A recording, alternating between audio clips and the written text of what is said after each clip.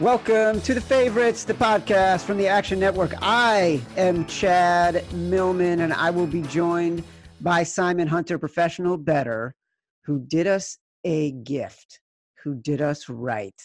Because in the first weekend, the very first weekend of the DraftKings Pro Football Pick'em National Championship, we went 5-0.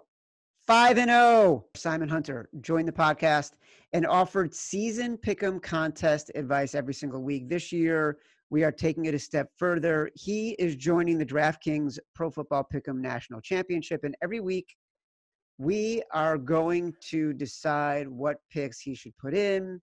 Last week, week one of an unprecedented season, an impossible season, Simon went 5-0. 5-0 in the very first week. I feel like I had something to do with it. I helped. I walked him through every game. We're going to go through every game. Even if it's a game we don't end up liking for the contest, it's going to be a game that we probably have opinions and advice on. You will be able to get all of that if you read the story on actionnetwork.com, or you can follow the picks that we ultimately put in. We put these in on Saturday morning. That's when we're going to put them in the DK contest. Follow Simon Hunter in the Action app. That's where you can keep track of all the picks we are putting in to the contest. Every week, we're offering top-notch insight into what professional bettors do when they break down games, what they look at. You will get lifelong lessons. He's going to come up in just a minute. But a reminder, go rate and review the podcast. This week, the phrase that pays. Simon says, let's go undefeated. If we like it and we randomly choose it, you will win a free Action Network hoodie. We will announce last week's winner at the end of the show. Simon, coming back. Holy freaking crap, Simon. Tell me you've never had a weekend like you had this weekend. I wish I could say that, but that actually happens a decent amount of times. Oh, my But yeah, God. buddy, I was going crazy. It's funny. I talked to you. I guess it was either Saturday afternoon or Sunday morning. I was like, we have to use 2 bye weeks in this competition. I was pleading to Chad, can we use a bye week this week? Because I slept maybe 4 hours, just numbers running through my head, overthinking everything, just saying, oh my, this is going to be a doomsday. I had an 0-5 feeling, and I tried getting you out of it, and you said we couldn't do it to the fans. We had to put the picks in, and sure enough, man, 5-0. That shit's crazy. It really is. Yeah, it's insane, and I want it noted that I did think of the fans. You texted me, true story. You texted me Saturday morning. I was in my car in line to get a COVID-19 test because I had surgery on Monday on my thumb. Everybody may recall that I broke my pinky earlier in the summer. Did not need to get surgery, but then 2 weeks ago, I broke my thumb playing football with my kid. So this one required surgery. I have 2 pins in my thumb now. I got the surgery 24 hours ago, but you had to get a COVID test in advance. They wouldn't see you unless you sort of you were negative for COVID. So you're texting me in the car as I'm waiting in line for this COVID thing. And first, and this is why it's important, you listen to the podcast, but you got to follow Simon in the app, because we were going to go with Jacksonville. I think the picks we had decided on were Jacksonville, the Rams, Baltimore. I forgot the other 2. And you texted me Saturday morning. You're like, we should do the Bengals. I'm like, all right, let's do the Bengals. And then you're like, or maybe we shouldn't do it at all.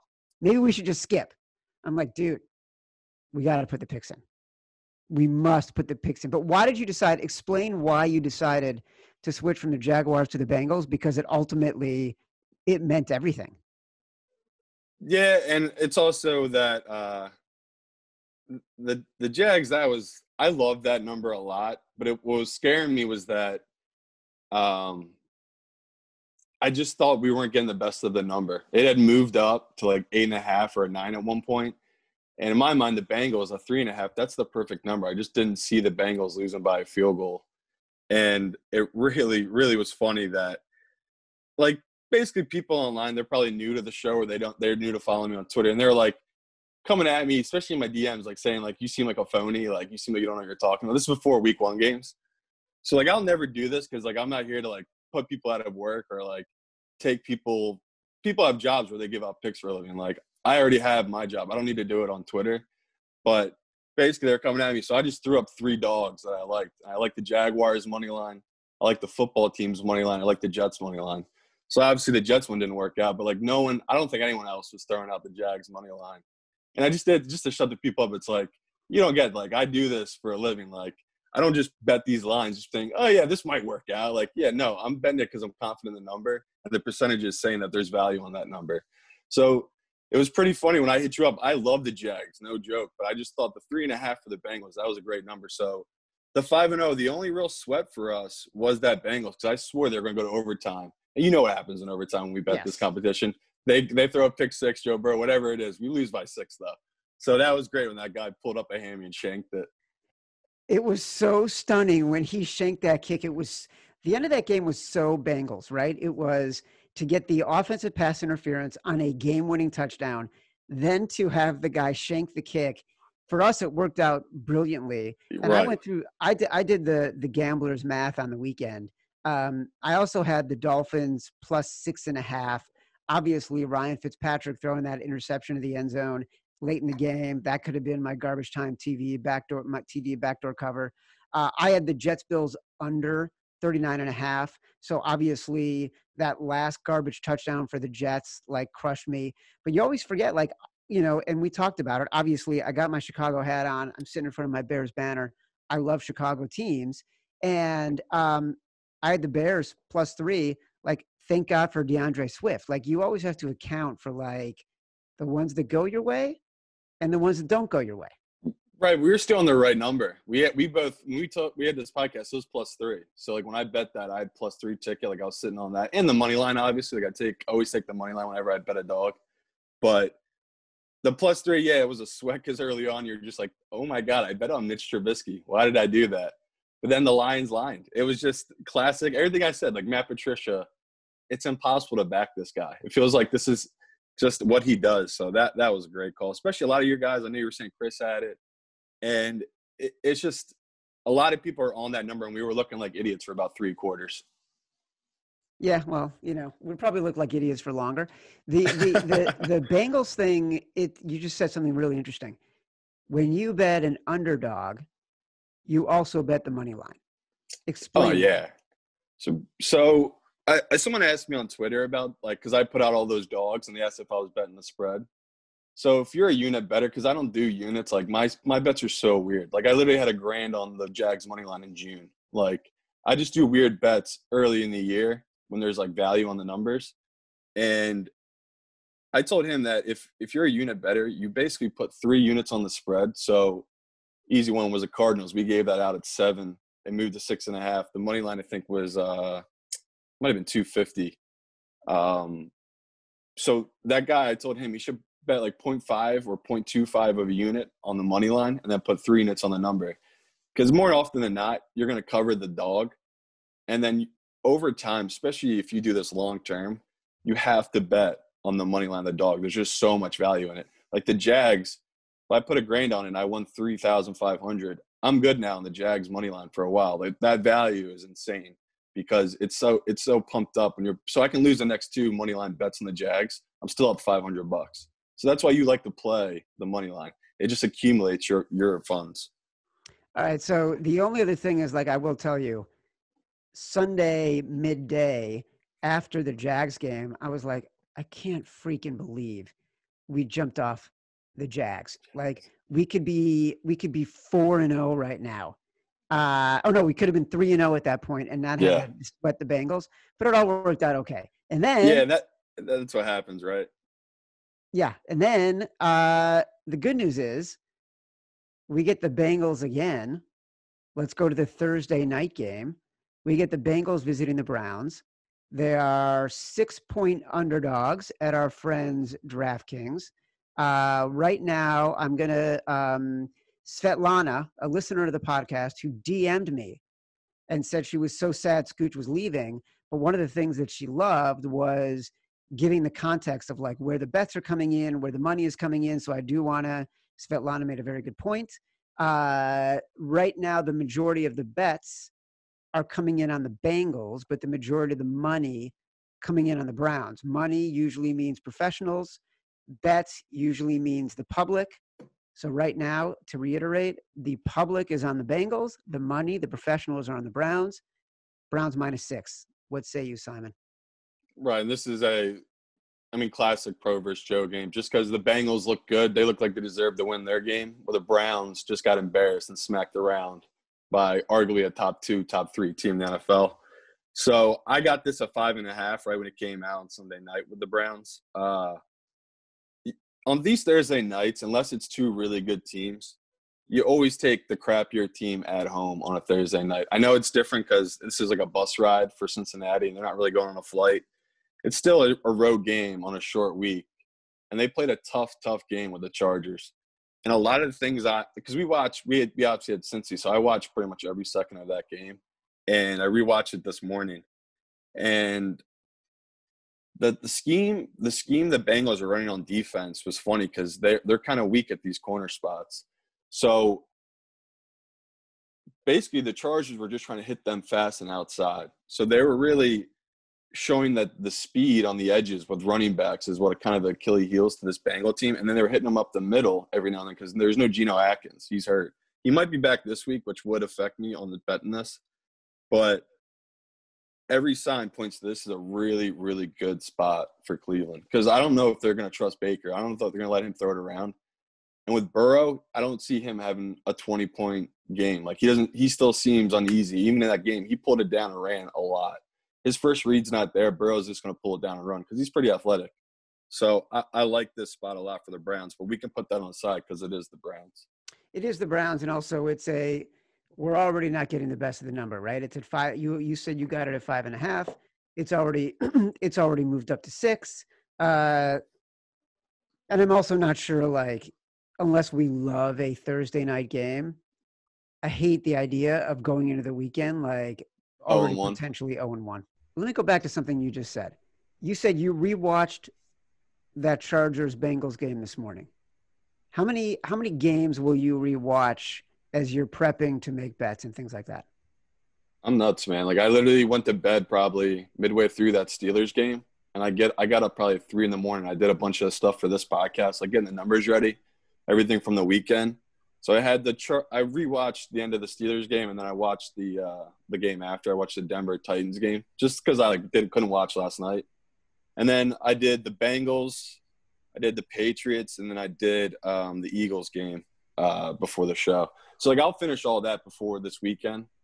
But yeah, I just do it to get a feel for the schemes and the offenses because you can chart this stuff. A lot of people put it online, but I feel more comfortable watching it because you can really see what players stand out in these different schemes and what players don't really fit it, or they're not meant for that scheme. So you can get edges in different games that way.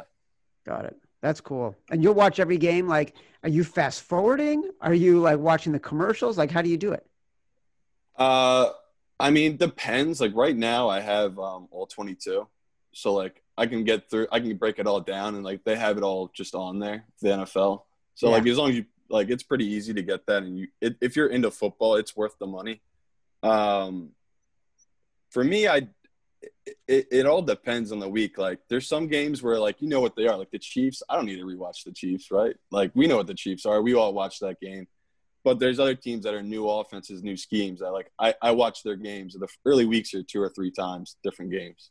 Well, this is a really interesting week. So the other theme for this week, and our friends Colin Wilson and Stuckey talked about this in the Action Network podcast that came out on Monday. Their amazing weekend review, Monday night preview. They review both college and NFL games and then talk about the Monday night game. But they talked about how like this will be a buy low, sell high weekend, right? There will be so many teams, and we're going to talk about them, like the Rams visiting the Eagles or this Browns-Bengals game where like you can all of a sudden get numbers that are different than you would normally get because after week 1, everybody who won in week 1 is amazing and everyone who lost in week 1 is terrible. Right. So like this is like as good a betting week as there could possibly be in the NFL. And you would hope with that because it's pretty much the norm. Most years, all you do is you fade week 1. And it's usually going to work out for you. There's going to be teams you need to take stuff away from where it's like, okay, this team's for real. Like the Cardinals, they might be for real. But there's other teams that got wins where you go, I need to see more. I don't know if they're really this legit. I think it was just a good matchup. So that's what's so funny about week 2. You start building up this database. All right, let's get into week 2 now. We're going to go to the 1:00 games. First one on the docket.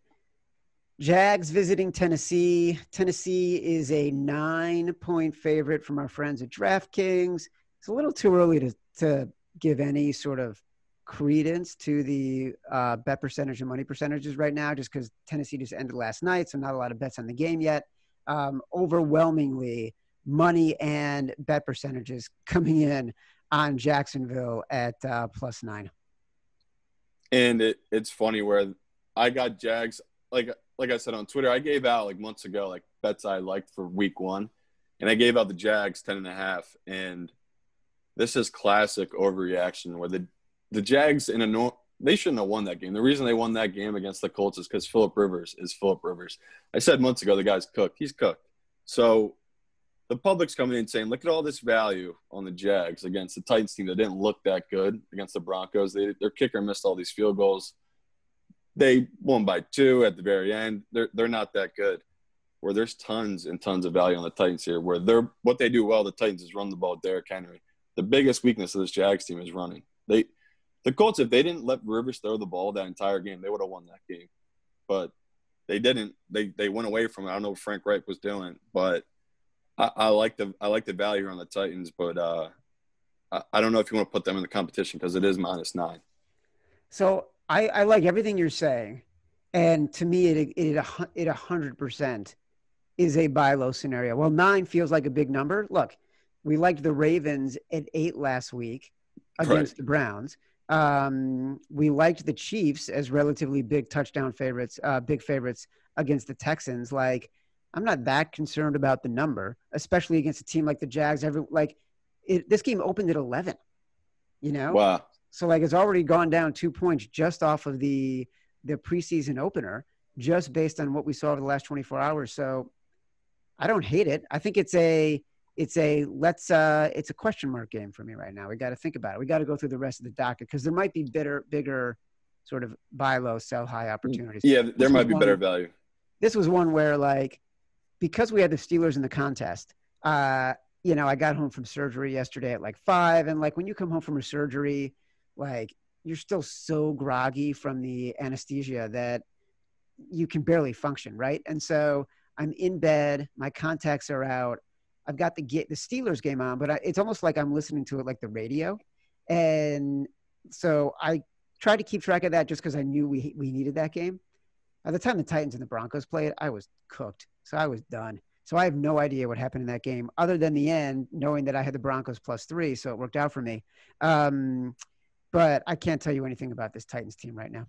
Yeah, because I rewatched. I mean, it was just sloppy. Both sides. Honestly, Locke looked good at there's moments where he looked really good. He's got a good arm. And there's other times where he looks like he's still a rookie. He's making really dumb decisions. And the Titans, they were in the red zone a bunch, and they kicked a lot of field goals. So it was one of those where everything was going wrong for the Titans, and they still got the win, even though their kicker was trying to sabotage them. So there's good value here, but we can keep it moving. DraftKings has the Bears at 5.5 over the Giants visiting Soldier Field. Right now, the money is coming in on the Bears. The money is coming in on the Giants, and the tickets are coming in on the Giants in very large numbers. I would agree with that side. Yeah, it feels like a big number, but I think it's one of those where people still don't trust Mish. I mean, how can you? That was such a – You can't.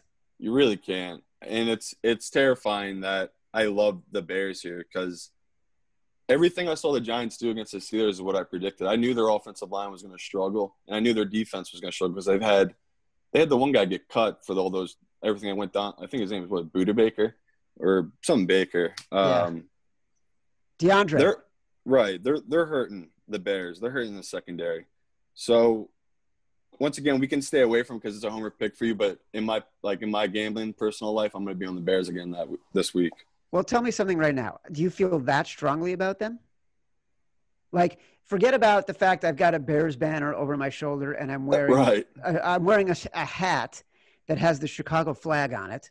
Like, would this be a top 5 pick for you? No.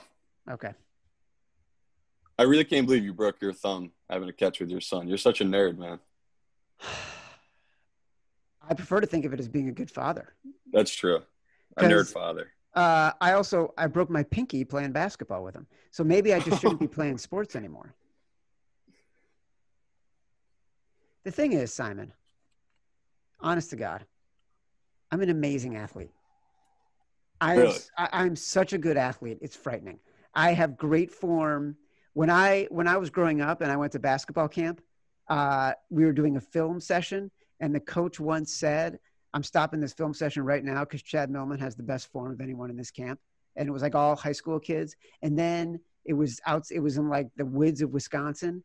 And we were invited to play the DePaul Blue Demons basketball camp. And I was invited to play. And I went to the camp, and it was Ray Meyer, who had been the coach at DePaul for like 50 years. And like, you know, he recruited every great DePaul player in the 60s, 70s, and 80s. Then his son Joey took over, and they were on the sidelines, and it was my high school basketball coach. And at the end of the game, I was shooting free throws to keep it close, and I sank both free throws at DePaul's court with all the DePaul students, like campers, sitting around. And I ran back on defense, and I saw the coaches all just standing there with their arms crossed, shaking their head up and down, nodding approvingly, really slowly. And I thought to myself, I'm going to DePaul. I'm going to be like the sharpshooter who comes off the bench and makes threes at DePaul. I think people listen to this podcast. No one here is shocked that you peaked when you were 13 years old, Chad. Oh, my God, Simon. I cannot believe you're coming after me like that. And it was 14 years old. It's what the fans want.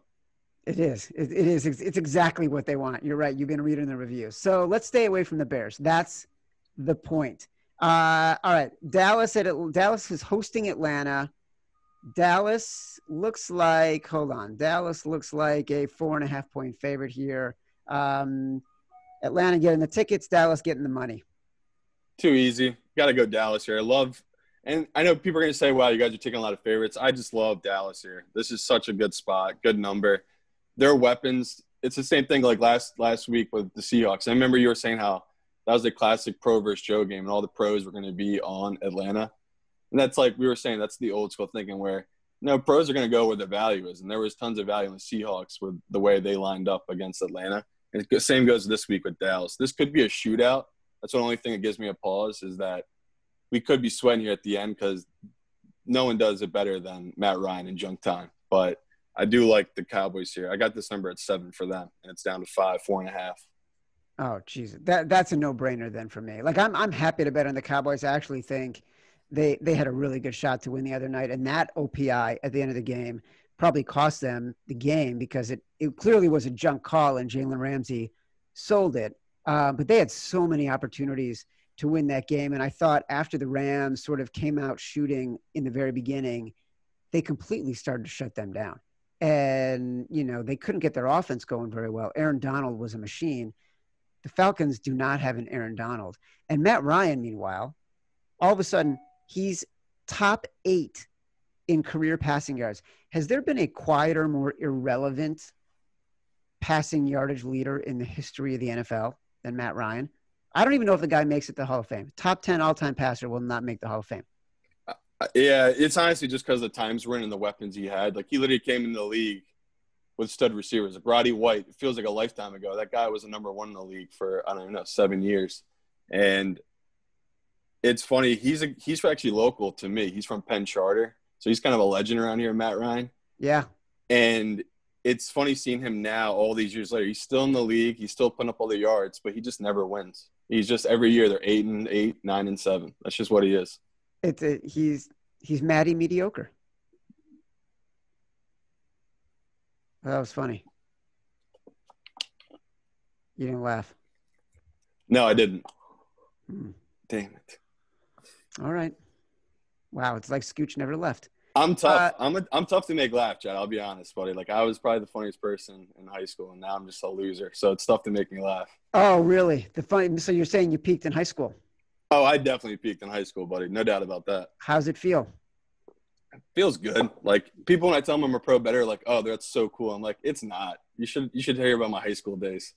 Back in high school, before I started working for the real world, for what? Wait, was it? Well, no, it was Jersey Shore. The Jersey Shore, yeah, man. That was my first, like, real job. I don't know if people know that full story. Give them 5 minutes of that story. 5 minutes. I went down the beach, as most 19-year-olds do, to try to go to a party because it's not legal to drink. So I'm trying to go, like, adult house party that a girl I knew. And I'm there and I'm chatting a guy up that's in, like, a red T-shirt that has the Phillies on it. And we're just talking because the Phillies were good back then. And we're talking about it. He goes, "You seem like a cool kid. You want a job this summer?" I said, "What kind of job?" And he's like, "Oh, like, we're doing a show down here. You should come work on it." So I give him my email address. I wake up the next morning, I'll hung over to like 10 emails to get to this address. And I get there and it's some rinky, like, motel. And there's, like, camera equipment coming in and out. And I thought I was at a porno shoot. I go, what the hell did this guy just send me to? And I go in the room, and sure enough, it's like boxes of paper, all this legal stuff, all these cameras, everything. And she tells me, "Yeah, we're doing a show called Shore Party down here. You're here to get a job as a PA?" And I go, "Yeah, I guess I'll sign up." So I did the first season at Jersey Shore, and then I went back to college because I thought it was nothing. I thought it was not going to really make it. And sure enough, they gave us a call and they said, "No, we're doing a second season." So that's how I got into the Jersey Shore as a 19-year-old. All right, we'll save more for next time because I think there's more stories to tell there. Steelers way overinflated, 7.5 on DraftKings against the Broncos in Pittsburgh. This is a weird one because the money and the tickets are flowing in on the Steelers. Is it crazy for me to say that I like the Broncos here? Love the Broncos in the sense that this is a great spot for them. All the value is going to be on Pittsburgh, and this is a good letdown spot for Pittsburgh. We all saw Big Ben needed about a half there to really get it going. Like, if they didn't get that turnover in the first half, Pittsburgh, they probably would have not lost that game, but Giants would have had a way better shot at covering that number. That's funny you said the money's on. I guess it must have came in early when it was 6.5. Now it's only up to 7.5. I can't see a pro hitting that number. But yeah, all the value is definitely on the Broncos, but I wouldn't put them in the competition. I don't know if Locke can really show off against that defense. I can't get over how good that Pittsburgh's defense is. Oh my God, they were insane. They were insane. Like, I think all I heard them talk about last night was Bubba Dupree. Yeah, honestly, guy was everywhere. And it's funny because you could see their whole line shifts to Watt's side. And then you just see him come from the other side. Dupree, they had to have one-on-one one where they tried to bring a running back on him. He was beating them both. He really was showcasing last night. All right, let's skip that one then. Vikings-Colts, Vikings +3, visiting Indianapolis.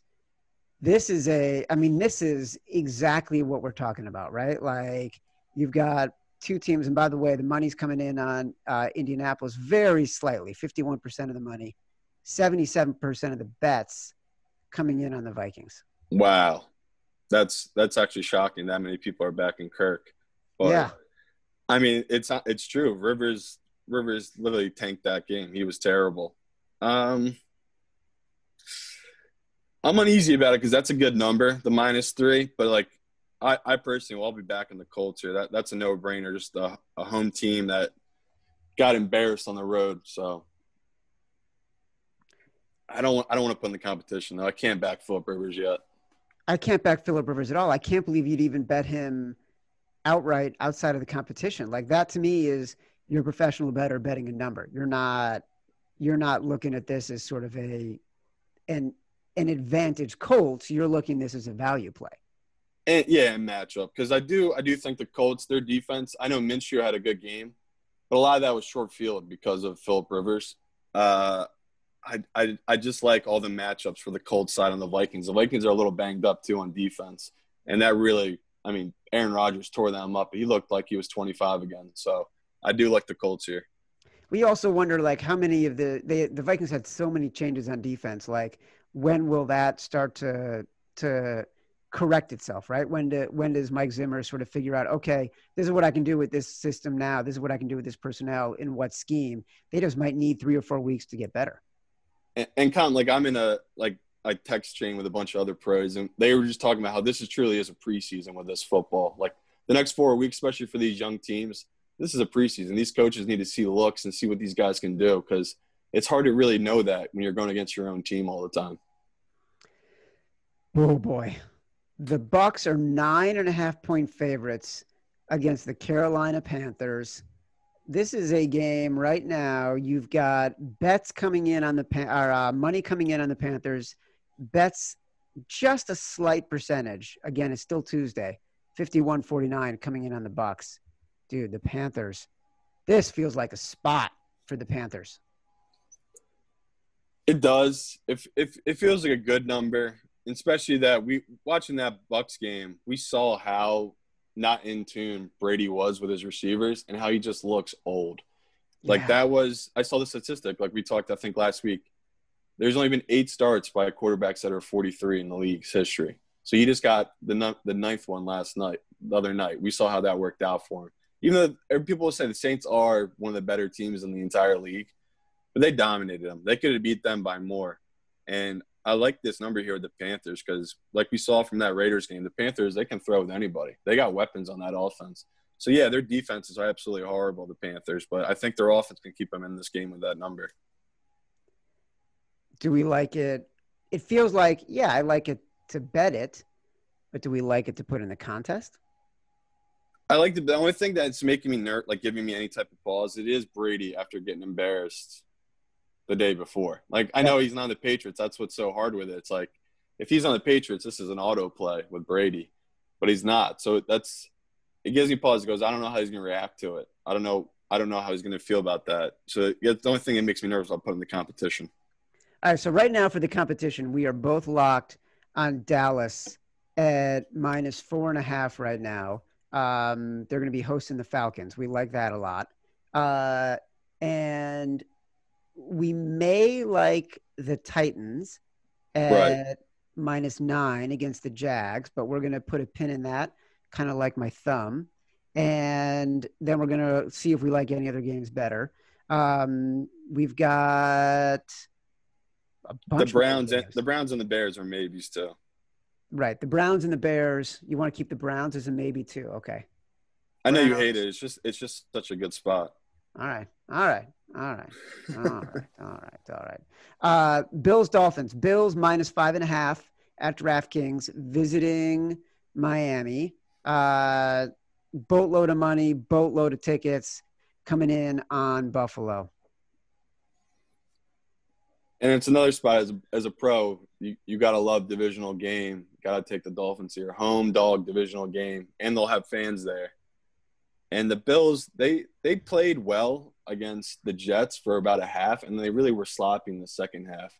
Josh Allen, I'm trying to think of a statistic. I think he was 12 for 18 on play action, and he was really on the money. So it's nice to see them really incorporating that, and he's doing a lot of bootlegs where he's going outside and he's running with it. But everything's pointing to the Dolphins here where this is a good bounce-back game. They should have covered last game. They had a bunch of little fluke things. And I guess not because Fitzmagic's going to Fitzmagic. But this could be one of those games where he really comes out. So I do like the Dolphins here. I do too. I like him a lot here. Like this is one that it immediately jumped at me as a buy low, sell high. Because everyone saw the Bills beat up on a horrible Jets team. And I contend like most people aren't like you and me. They're not watching every game, which you and I are. And to know that the Pats they needed a lot of sort of help to get to that 21 points. And if not for Fitzmagicking in the end zone at the end of the game, the Dolphins easily cover that game. And that's what this game has in store in Miami. Like it's a 50-50 shot every single time that Ryan Fitzpatrick gets you the backdoor cover. Always. He's always alive. All right. So Miami 5.5 is on the board for us. Let's do it. Done. Niners, Jets +7. Jets are nobody likes the Jets. Not a single person likes the Jets. Except maybe you. Usually I would. This would be a classic spot for the pros versus Joes, but I'm going to ride with all the like Joe Public here just because it's everything that San Fran's doing really well is really what the Jets do bad. I mean, their offensive line, the Jets, they're a bunch of new guys. We saw what the Bills Bills defense did to their O-line. So San Fran, arguably the best D-line of football now, is going to tee off on these guys on the Jets. This is a number that's moved. It was opened at -6, and people must have just been hitting it. Now it's all up to 7. So the value's all gone there for us in this competition. But I do like the San Fran. I got it at 8.5. Oh, boy. So speaking of value, if we're talking about buy low, sell high, if you and I are not on the same side of this game, I will be shocked. You ready? Ready. Rams, 1.5-point favorites visiting the Eagles. Yeah, and it's funny because on this podcast, I'd said I'd like the Eagles. And then on Twitter, I gave out the football team's money line. And it was just because when Lane Johnson was out and Miles Sanders was out, I just didn't see how they were going to be able to either kill the clock at the end of the game when they had a lead or how they were going to stop the D-line of the football team. So this is one of these things where the Eagles will have to wait and see. If Lane comes back, if Miles comes back, this is an automatic play. Everyone in the world is going to be on the Rams. Whenever you have a team that wins on prime time, the following week, unless that team is really top tier, top 5 team, they're not going to win and cover again. They're gonna lose just because that's such a letdown game after having such a big win the following Sunday. So I like the Eagles here for us, but we can put it on the side just and wait until Sunday and we see what the injury report is for them. Yep. I have it on the sideline here. Let's see. The last of the 1 o'clock games before we get to the 4 o'clock games, East Coast time. Lions visiting the Packers. Lions +6 right now on DraftKings. Money and tickets both coming in on the Packers. Oh, brother. All the value in the world is on the Lions. This is an easy play too. Obviously, I don't want to put in a competition because I hate Matt Patricia. But this is a great number, especially when it's at 6 now, to take the Lions, and I'm going to take their money line because Green Bay, yeah, they looked like rock stars there against Minnesota. I think that was just more about Minnesota's deficiencies, where the Lions, they played really well for 3 quarters against the Bears. It just kind of snowballed on them, where everything just started going wrong all in a really short amount of time. So this is a really, really good spot to buy low on the Lions. Yeah, I agree. I mean, obviously, I watched a ton of that Lions game. They looked fantastic. And honestly, DeAndre Swift just dropped the ball in the end zone. Like, it couldn't have been. Really? It was in his hands. He turned his head around and just completely dropped the ball. And thank God, Oh, my God, the screaming happening in my house. Talk about in-school learning. My kid was getting a serious education in the F word. But that was like – hey, Simon laughed. That was just amazing. It was amazing. It was amazing. That's why we love football. It is. It's why we love betting. The heartbreak and the happiness. All right, everybody. Reminder, review the podcast using the phrase Simon says, let's go undefeated. And if we like it and randomly choose it, you will win a free Action Network hoodie. We'll announce last week's winner at the end of the show. But first, let's get to the late games. And the late games include the Washington football team visiting the team that I hope nobody ever catches up on, which is the Arizona Cardinals, who are now 6.5-point favorites. This opened at 6. I've seen it at some places at 7. Boy, like that Cardinal, you and I love that Cardinals game from the beginning. Money and tickets right now, both coming in on the Cardinals. So I got to tell you, I love the Cardinals. But I think by the time we want to put our bets in, which is going to be Saturday or Sunday, the value is going to be way gone. The line will have gone up so much on this game. Yeah, if DraftKings keeps it at 6.5, that's what it's at right now on their site. That's an auto play. I think we gave it out at 50 or 55 to 1. The Cardinals way, way, way early. We did at 50 to 1. I bought it. Yeah, and like we said, it's just one of those we're betting on a player making the second-year leap, and I love Murray.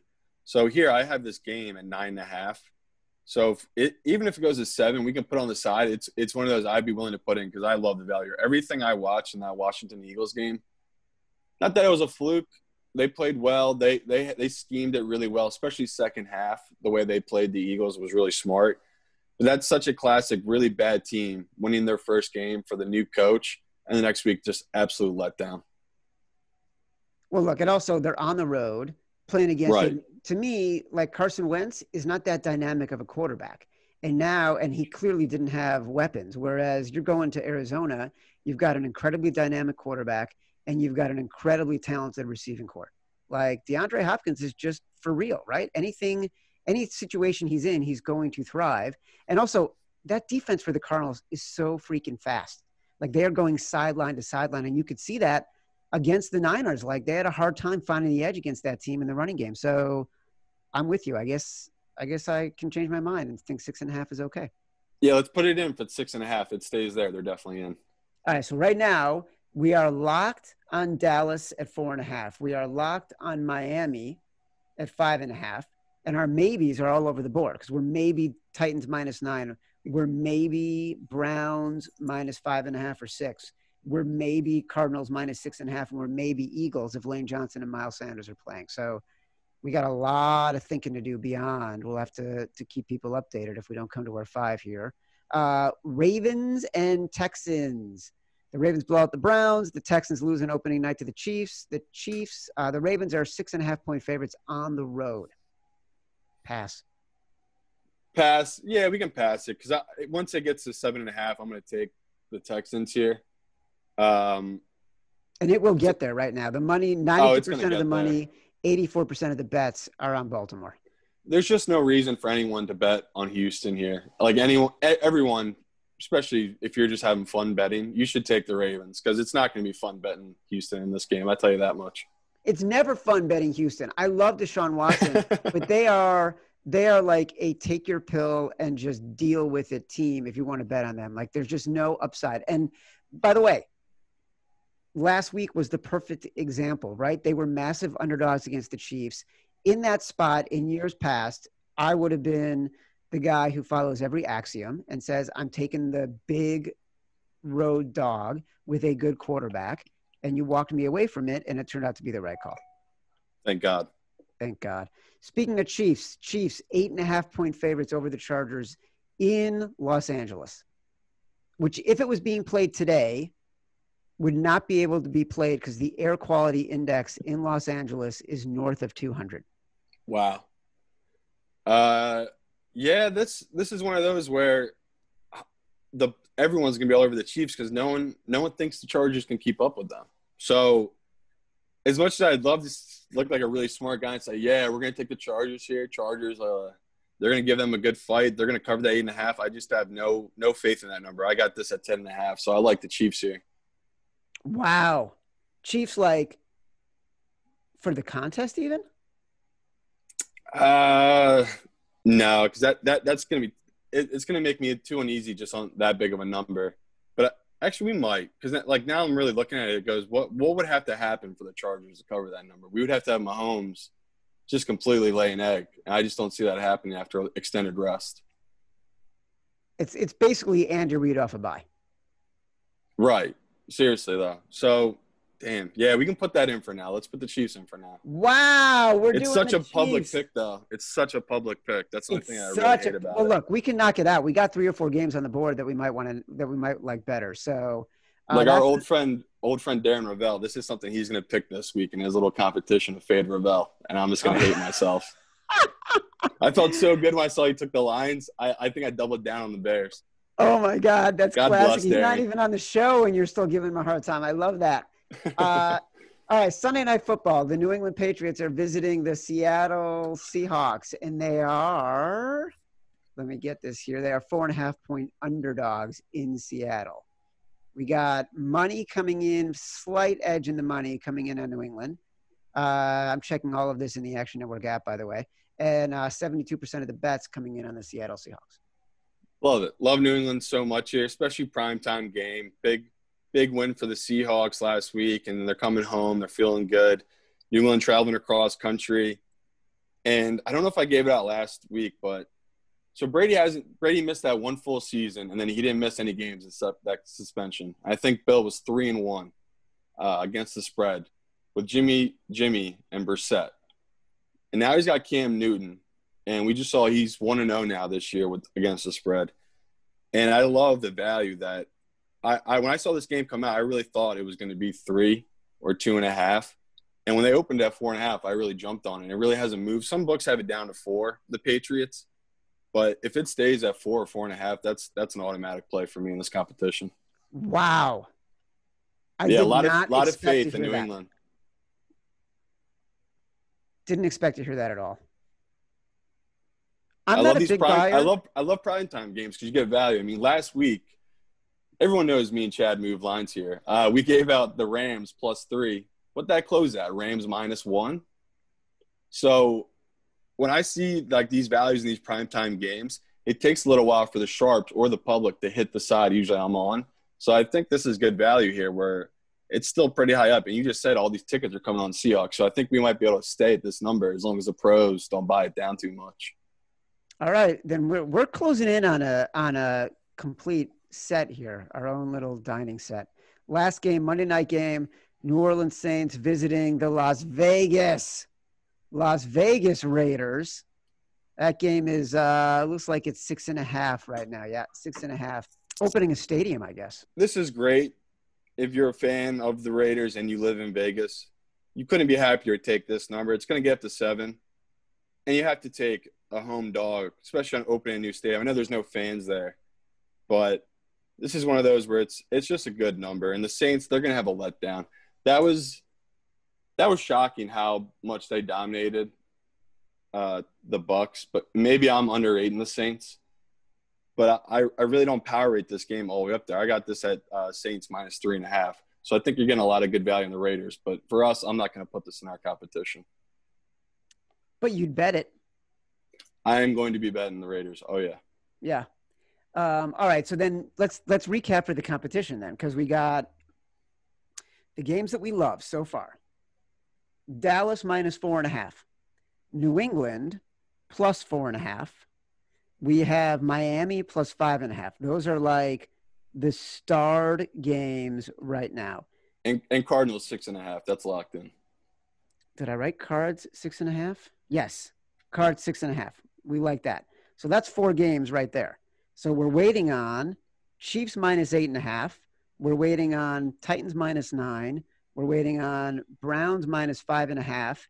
And we're waiting on Eagles +1.5 to see if Lane Johnson and Miles Sanders are playing.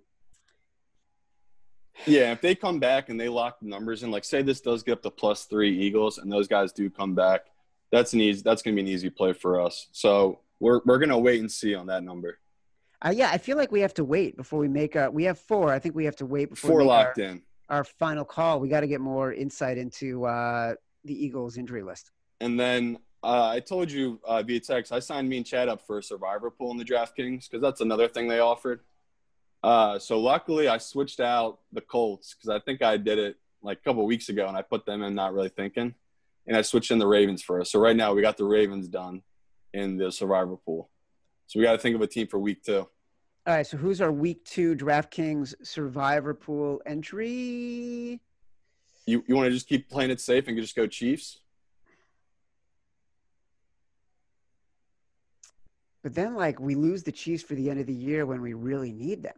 See, but I worry about that later. That's how I view these survivor pools. It's like, how can I just win this 1 week? And people are always like, well, you have to think weeks ahead. I always say to them, there's 32 teams. Like, there's going to be weeks you're going to have to randomly take some crappy team and hopefully it works out for you.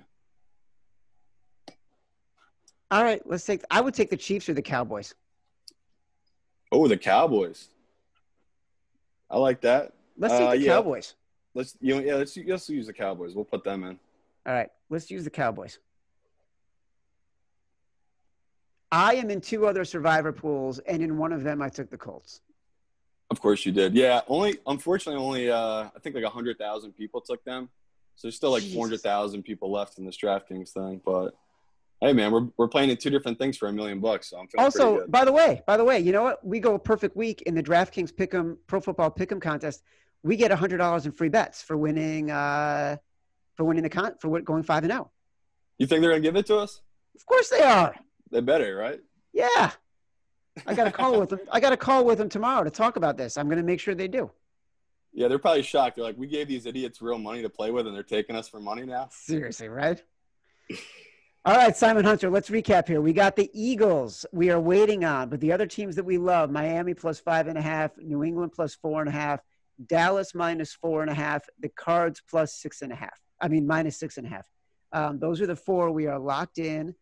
I will keep everyone updated via Twitter. You will keep everyone updated via Twitter. And you can follow all of the picks in the Action Network app.